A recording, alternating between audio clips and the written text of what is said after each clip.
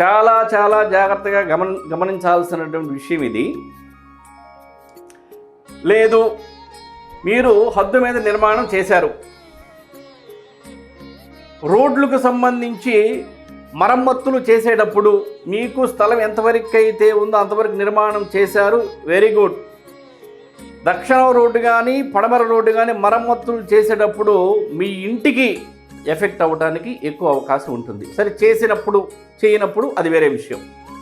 ఇంకొక విషయము, దక్షిణ భాగంలో కానీ ఈ పడమర భాగంలో కానీ ఇటు సైడ్ కానీ గృహాలు ఉండి వారు తూర్పులో కానీ తూర్పు ఈశాన్యంలో కానీ తూర్పు ఆగ్నేయంలో కానీ దక్షిణం గృహాలున్నా పడమర గృహాలున్నా సెప్టిక్ ట్యాంకులు పెట్టినా వాటర్ ట్యాంకులు పెట్టినా సంపులు పెట్టినా మీకు దక్షిణ భాగం పడమర భాగం గుంటలు అవుతాయి.